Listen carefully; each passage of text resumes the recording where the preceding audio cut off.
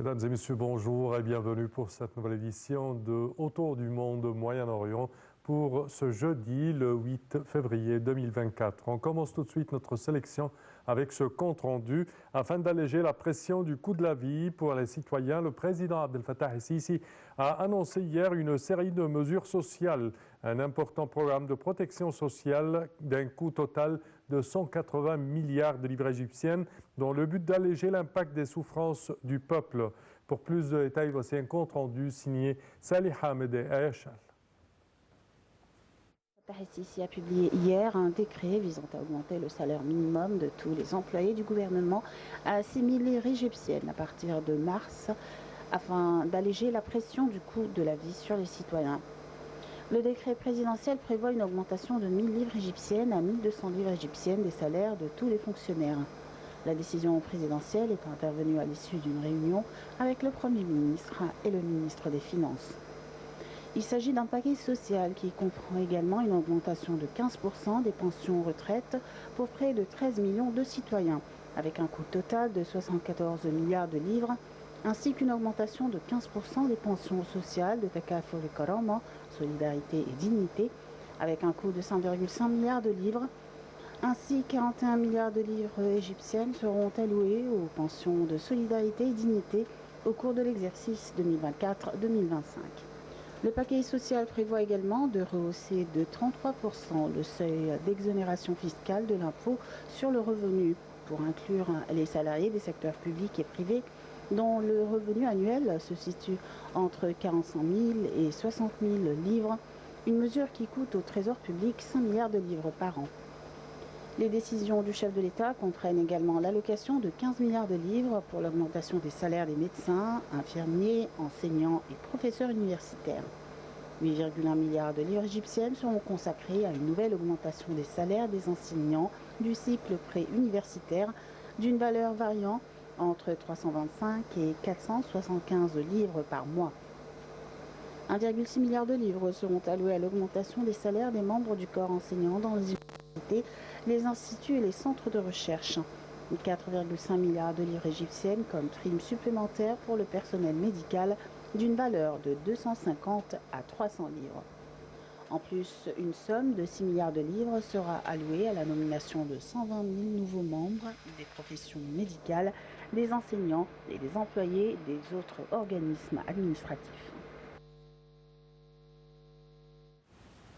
Et la première dame d'Égypte, Mme Intisar el-Sisi, a félicité le peuple égyptien à l'occasion de la célébration d'Al-Isra et al-Ma'raj, ou le voyage nocturne du prophète Mohammed, paix et bénédiction soit sur lui. Elle a publié sur sa page des réseaux sociaux, adressant ses félicitations au peuple égyptien et à la nation islamique à l'occasion de la célébration du voyage nocturne à l'Isra et al-Ma'raj, ce grand miracle divin qu'Allah a accordé à notre noble prophète Mohammed, paix et bénédiction soit sur lui. Prions Allah, le Tout-Puissant, à nous rendre cette nuit bénie avec la bonté, le droit et les bénédictions. Et le président de l'organisme général de l'information, Dia Rachwan, a déclaré que l'Égypte continuerait à déployer des efforts visant à apaiser la situation dans la bande de Gaza ravagée par la guerre. Il a ajouté que l'Égypte avait reçu mardi la réponse du Hamas au cadre proposé conclu lors de la réunion de Paris pour un accord de trêve et que l'Égypte a remis au mouvement du Hamas. Il a souligné que l'Égypte examinerait tous les détails du cadre proposé avec les parties concernées et en intensifiant les réunions avec elles pour parvenir à un accord final dans le plus bref délai. Rachwan a mentionné que l'Égypte avait récemment soumis un cadre pour une proposition visant à rapprocher les points de vue entre toutes les parties concernées afin d'arrêter l'effusion du sang palestinien, cesser le feu dans la bande de Gaza et restaurer la paix et la stabilité dans la région. Par conséquent, les prisonniers palestiniens et israéliens seront échangés d'une manière progressive et le soutien humanitaire à nos frères dans la bande de Gaza sera intensifié. Il a souligné que l'Égypte poursuivra ses efforts intensifs 24 heures sur 24 afin de mettre terme au combat dans la bande de Gaza et de préserver la vie du peuple palestinien et ses droits légitimes, pour lesquels l'accord sur le cadre proposé sera une introduction nécessaire, et que l'Égypte annoncera successivement les derniers développements dans les négociations avec les parties concernées.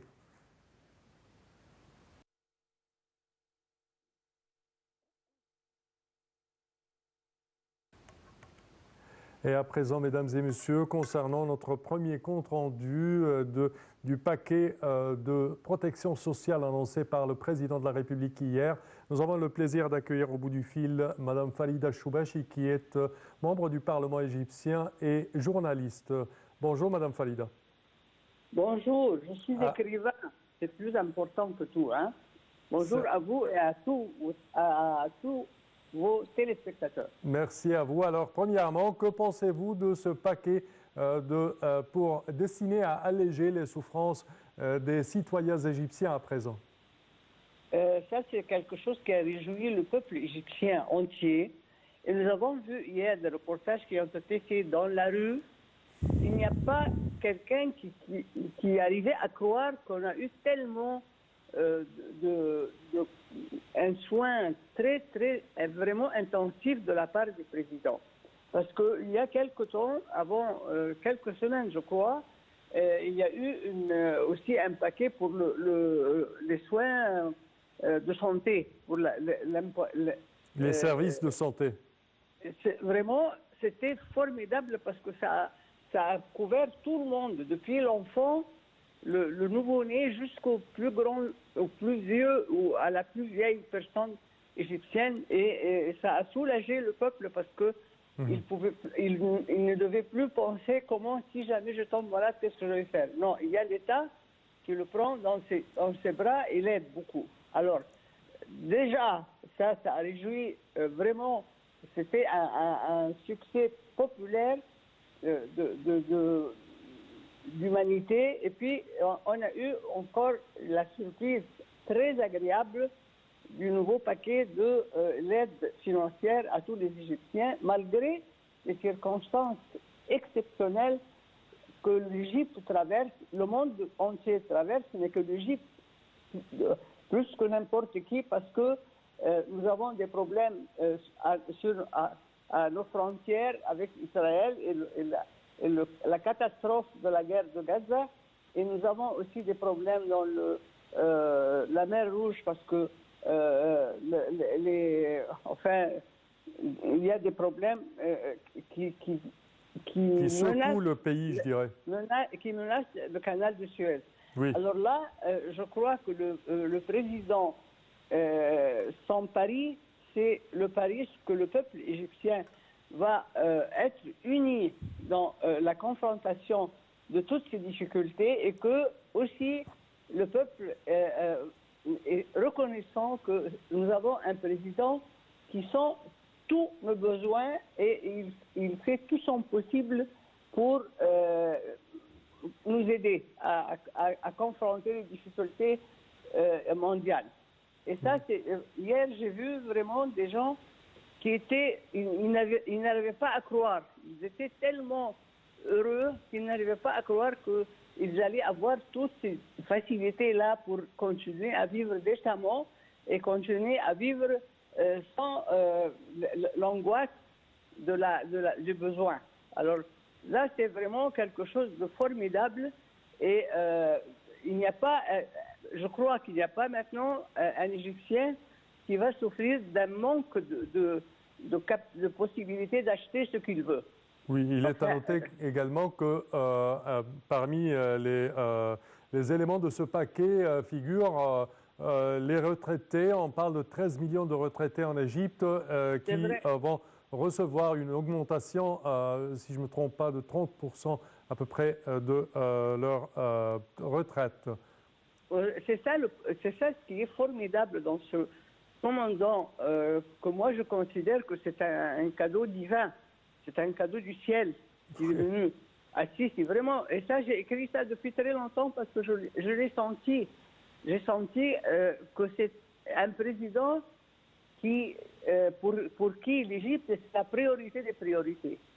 Et d'ailleurs, on voit que chaque jour, chaque fois qu'il peut arranger quelque chose, qu'il peut donner quelque chose, enfin, c'est pas, je veux dire, qu'il donnait, ça veut dire que l'État prenne soin des citoyens, et puis ces citoyens-là sentent que ce président, il ne voit que ça dans la famille. Comment rendre le peuple égyptien heureux et digne, et qu'il ait une autosuffisance pour continuer à vivre. Évidemment, on ne va pas changer on ne va pas acheter des immeubles avec l'augmentation qu'on a eue dans ce paquet formidable, mais ça va permettre de mener une vie digne et une vie autosuffisante, quoi. Oui, parfait. Madame Falida Al-Choubachi, nous tenons à vous remercier de vos explications. Je répète que vous êtes membre du Parlement égyptien et journaliste. Merci à vous. Nous poursuivons, chers téléspectateurs, avec cette information. Le chef de la diplomatie américaine, Anthony Blinken, a rencontré hier les dirigeants israéliens pour tenter d'avancer vers un nouvel accord de trêve à Gaza, incluant la libération d'otages à l'heure où la guerre entre Israël et le Hamas entre dans son 5e mois. Des bombardements israéliens ont encore visé Khan Younes dans le sud du territoire palestinien et la ville voisine de Rafah, refuge pour des centaines de milliers de déplacés terrorisés qui craignent à présent un assaut terrestre sur Rafah. Selon le ministère de la Santé du Hamas, 123 personnes ont été tuées au cours des dernières 24 heures à travers la bande de Gaza. Après l'Arabie Saoudite, l'Égypte et le Qatar, le secrétaire d'État américain a rencontré hier à Jérusalem le Premier ministre israélien Benjamin Netanyahu lors de cette 5e tournée dans la région depuis le début de la guerre le 7 octobre.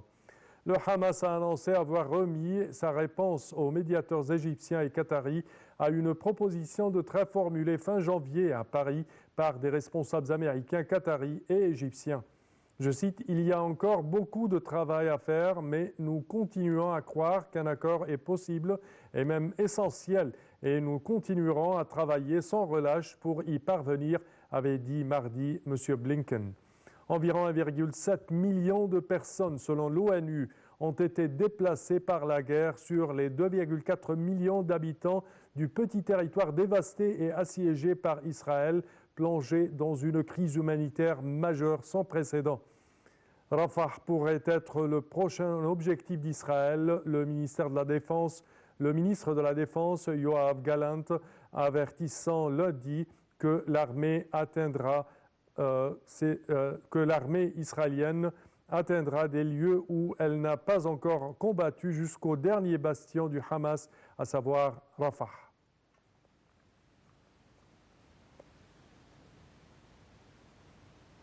Et une délégation parlementaire, chers téléspectateurs, française, qui s'est rendue samedi au poste frontière de Rafah, a appelé à un cessez-le-feu immédiat et permanent à Gaza. C'est ce qu'a rapporté dimanche l'agence de presse jordanienne Petra.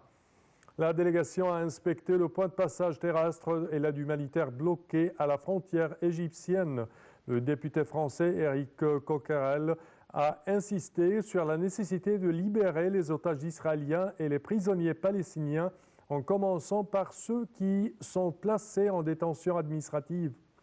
En outre, la délégation a fait part de son soutien à l'Office de secours et de travaux des Nations Unies pour les réfugiés de Palestine dans le Proche-Orient, UNRWA, et à son travail humanitaire indispensable.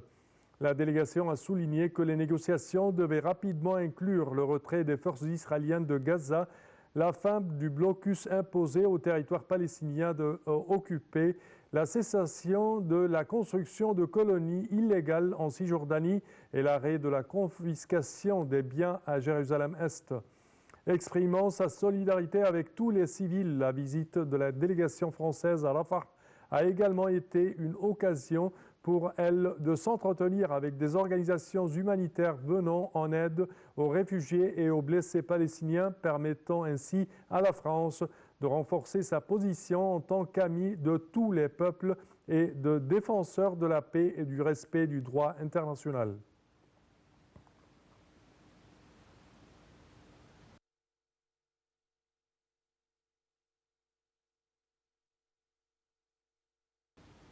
Et la milice Houthi au Yémen a lancé mardi une nouvelle vague de missiles en direction des navires en mer Rouge et dans le golfe d'Aden.